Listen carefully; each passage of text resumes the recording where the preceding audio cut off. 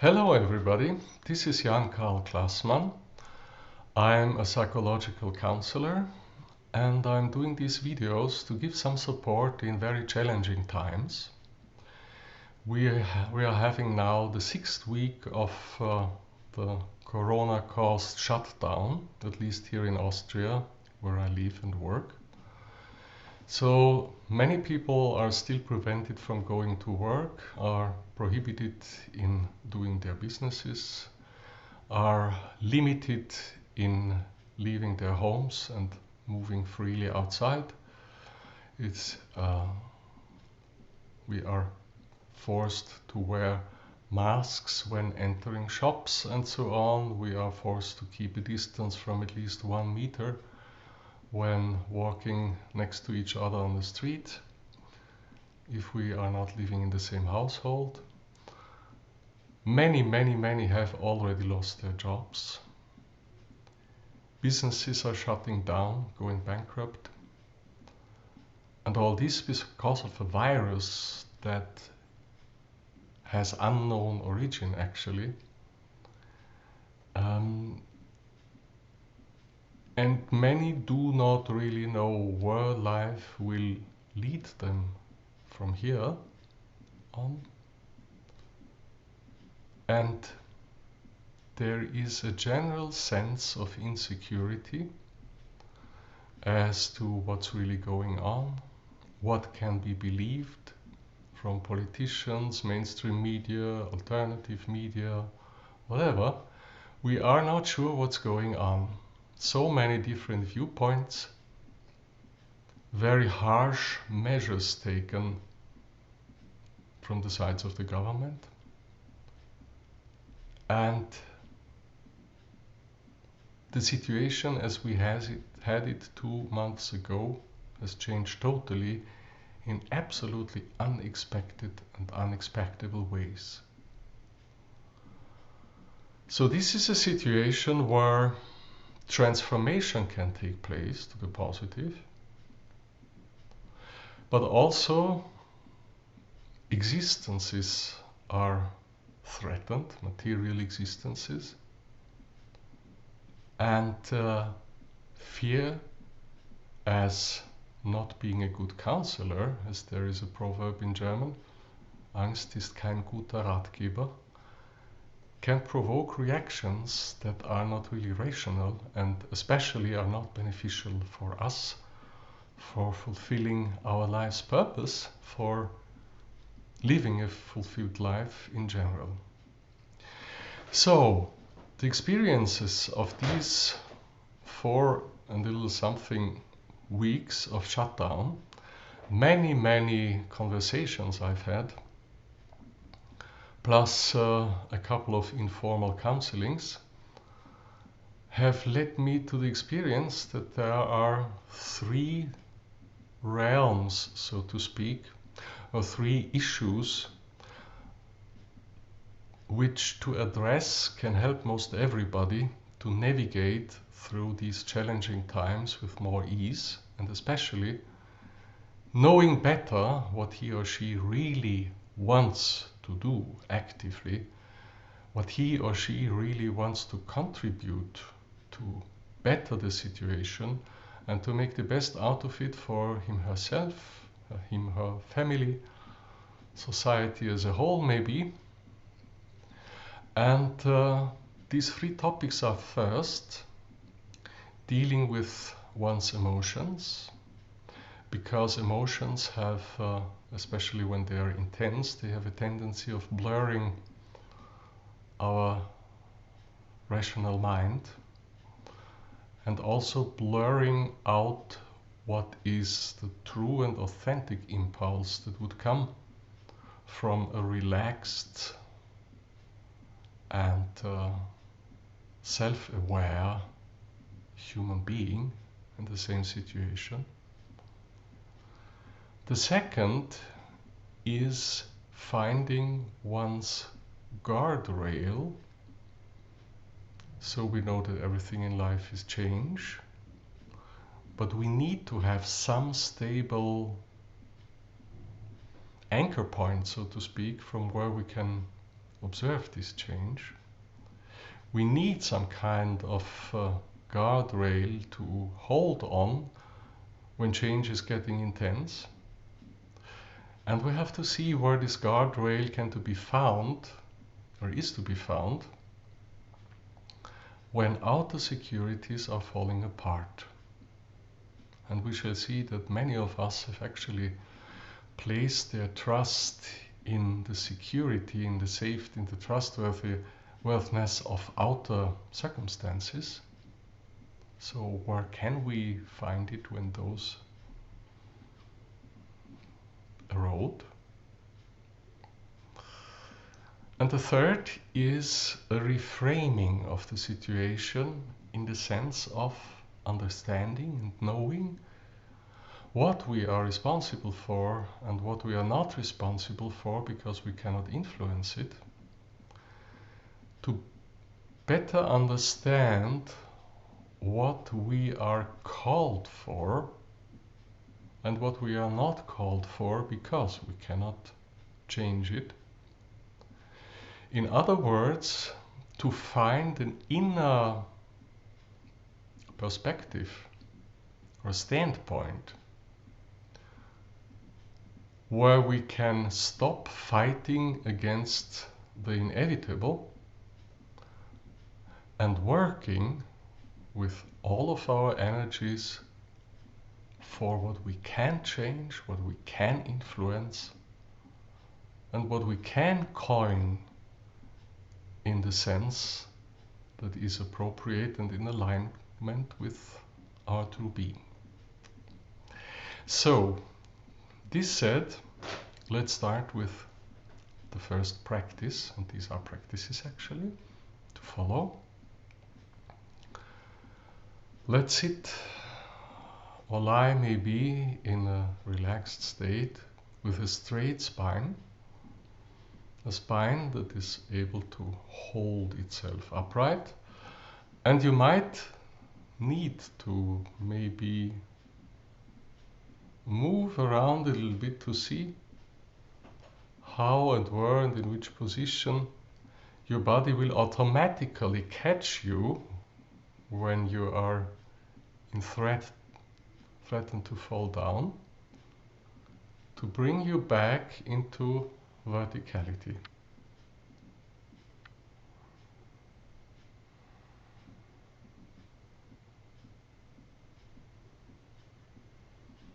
Close your eyes if you so wish. It's mostly easier to concentrate on what's going on in ourselves when we shut out the impressions from the outer world.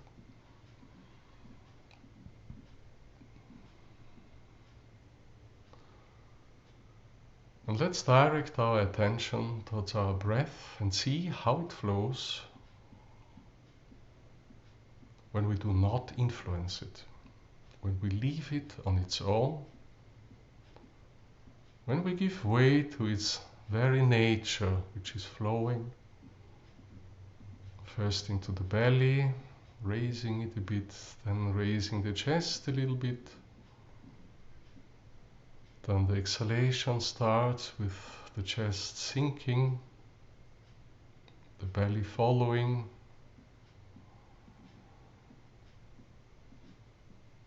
And let's observe without judgment if and where in our body there might be some inhibitions to our breath.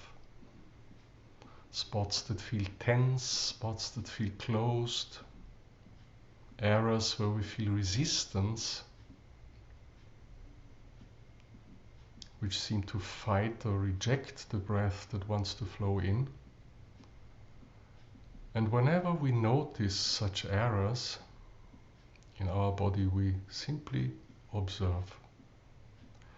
We invite our breath to inhabit all the spaces that are naturally his, but we do not force or command it.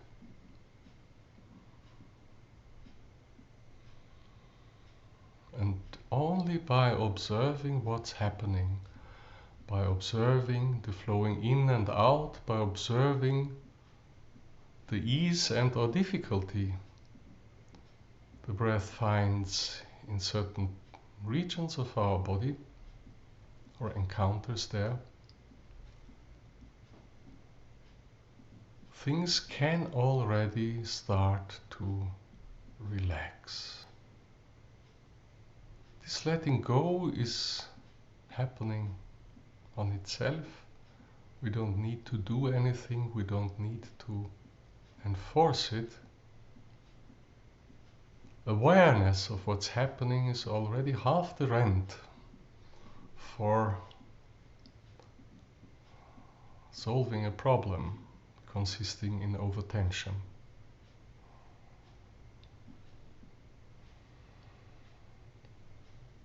And when we feel that we have reached a point where the breath is as deep and easy as it can get without intense psychological intervention, for which this video certainly is not the right space or occasion,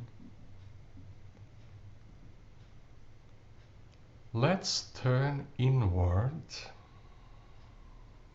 and watch what thoughts are passing through our mind when we focus the present situation of ourselves, our families, the city, the nation where we live in, the global situation maybe even.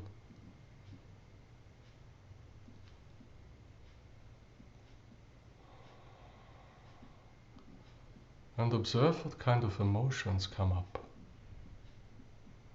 Is that fear? Is there some anger? Some pain?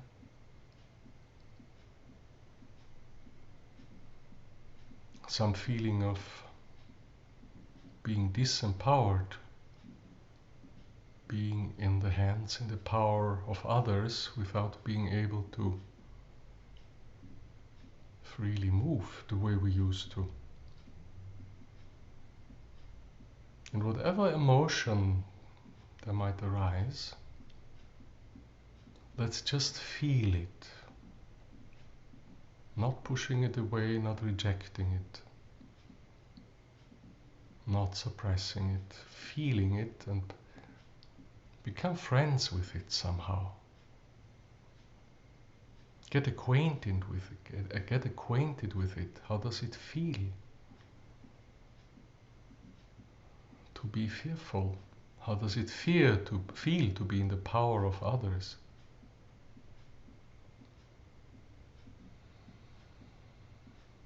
How does it feel to not know, maybe, how we shall pay our rent next month?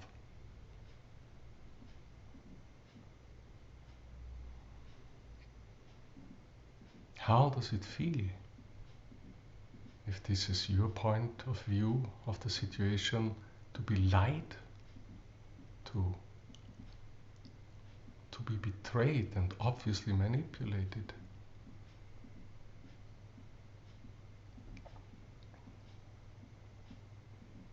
Left in the dark about the true motives of certain measures. I'm not talking about facts here, I'm talking about feelings.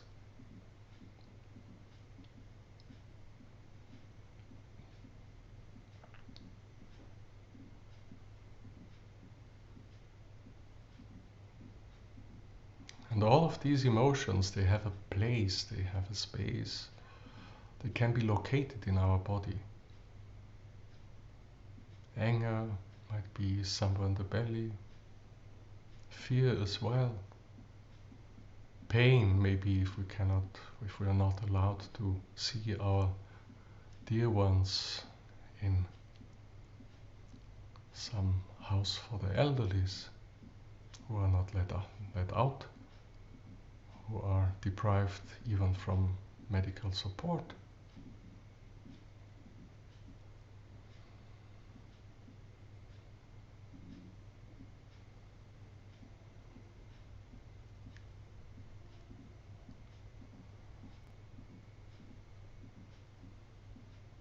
And while we allow our feelings to flow freely, while the process of getting acquainted with them is going on, we start concentrating on a spot that is just at the rear side of our chest, in the middle of the thoracic spine, just opposite of what yogis would call the heart chakra, which can be found in the middle of the chest bone, in the front of the chest. Just opposite of that, same height, but at the rear side of our body, the spine, there is the rear heart chakra, or the rear entrance and or exit of the heart chakra. And so let's focus on this spot and explore a little bit how it feels. Is it open? Is it free? Is it pulsing with some vibrant, lightful energy? Or is there some tension, something like a clutched hand that closes it? Some pressure, some contraction? Maybe a feeling of an empty space or not so empty space because some substance like rough sand is moving in there and spoiling it somehow. Whatever you perceive there, just accept it without judging, as you accepted your emotions, as you accepted the way your breath flew or did not flow. Just observe.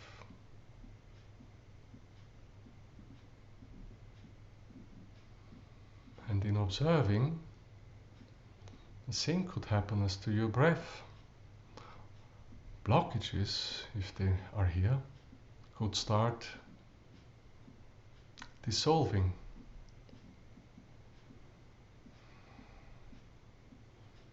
Resistance could be released. Let go of.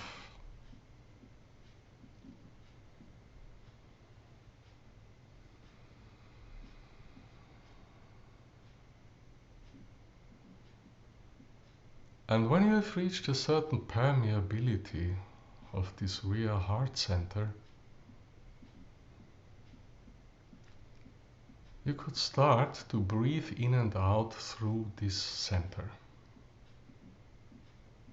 This is, of course, an imagination, but you will feel after a couple of breaths that there is some truth to it also, because the gross breath that flows through the nose or the mouth into our lungs and back carries along with itself a subtle portion of energy as well, which we can place and direct anywhere in the body.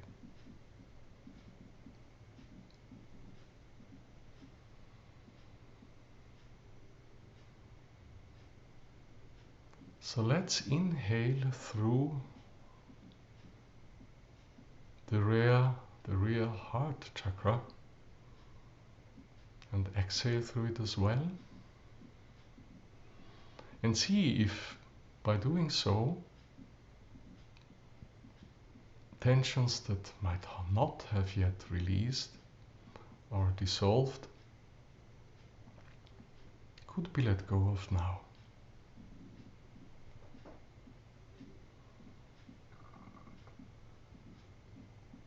And if you are now focusing on your rear heart chakra,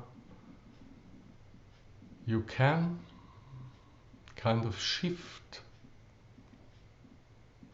the point from where you look at yourself to this very center at the rear side of your spine, your heart.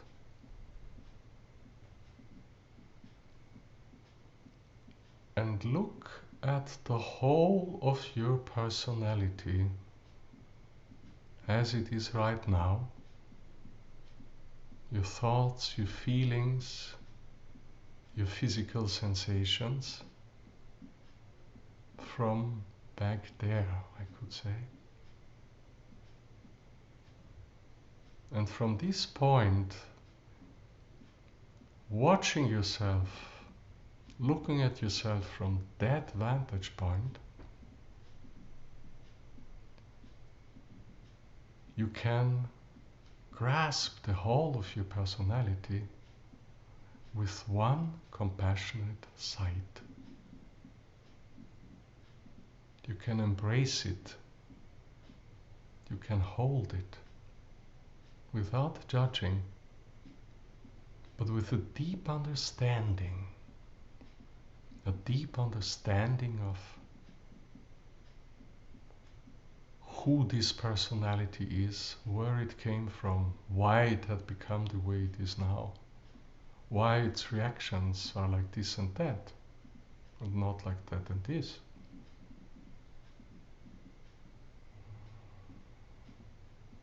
You can see the amount which your emotional and mental reactions are programmed or conditioned by how your childhood was, how your parents, grandparents, teachers, kindergarten nurses have treated you. What else has happened in your life that has coined you? And in observing that, in getting aware of it without judging, but with understanding, compassion, and a growing amount of true unconditional love, you gain the chance to decide or to react, or act actually, not reacting anymore, but to act differently, accepting all your feelings, all your thoughts, but also feeling that there is something deeper in you, something more really you, that might want to act totally different than you would when automatically following your emotions or thought patterns.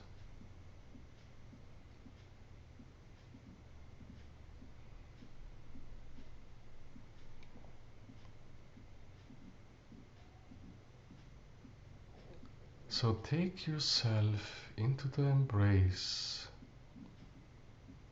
of your own loving glance.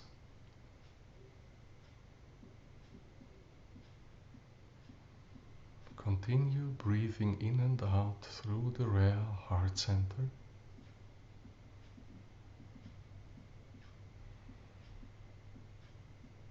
And let's now go one step further.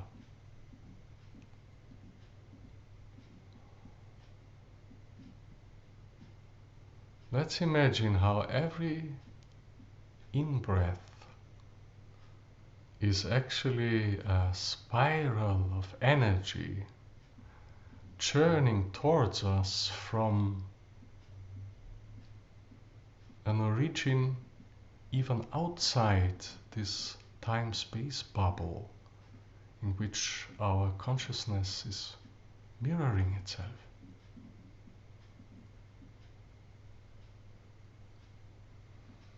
Getting denser and denser until it finally reaches our physical body, nourishing it with universal life energy. And in every exhalation, give away this energy through the front opening of your heart chakra at the middle of the chest bone, Offer it up to the world.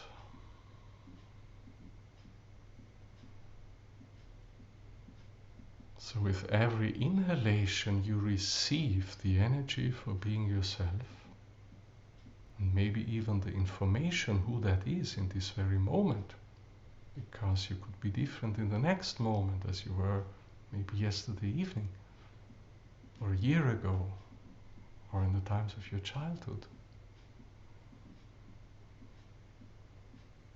You receive your own being and your life's energy with every inhalation, and with every exhalation you give it away again. You offer it to the world. You give yourself the way you are now, without manipulation, without trying to be better than you are, because it's not necessary. You're good enough.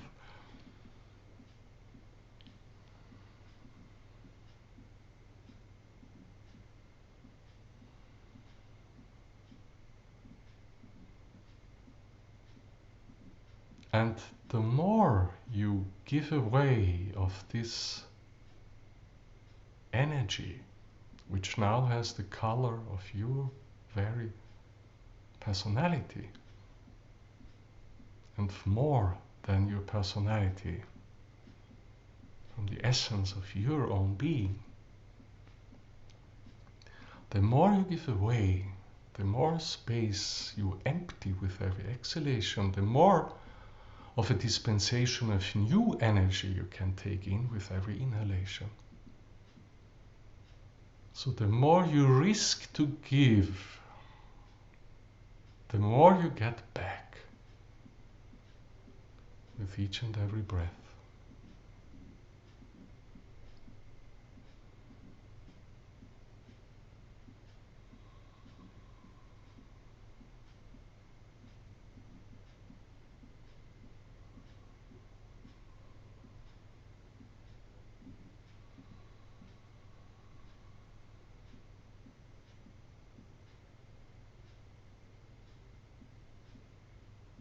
And the more you might feel that you are swimming in a sea of love that is totally unconditional, that you cannot earn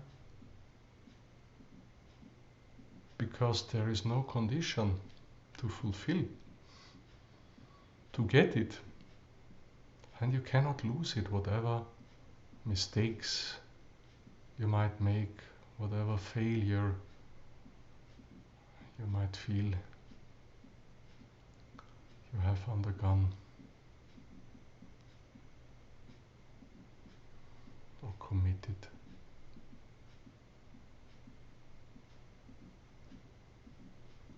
And now look from this perspective, from a perspective of true self-love. Again, in accepting and feeling all your feelings, perceiving all your thoughts, all your physical tensions and flows of energy and whatever. So in viewing yourself with this unconditional love, compassion and understanding, direct your focus again, or your awareness again, at the situation where you are now, where you find yourself now in. The problem, so to speak, which you addressed at the beginning of this little contemplation.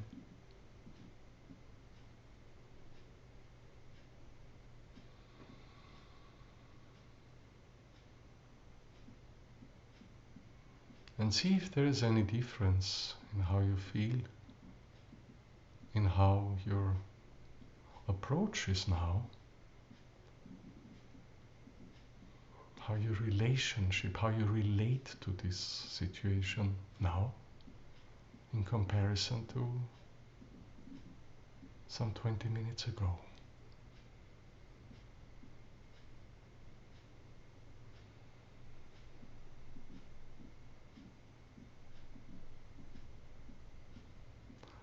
ready, you can open your eyes again.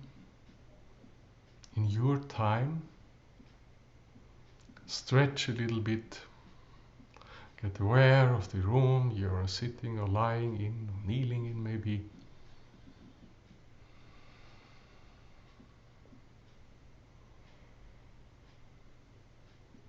Contacting your everyday's life again, but keeping the experience we just shared with each other, keeping it.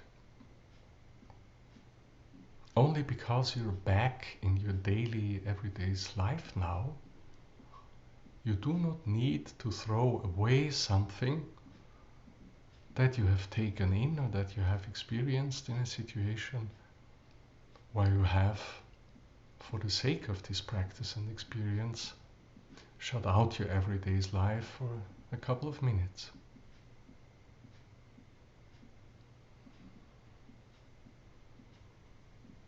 They may now be fused together. The experience you just had is allowed to permeate through all of your life. And bless each and every moment, the nitty-gritty of your daily manipulations, fulfillings, doings, whatever, with this loving view of yourself.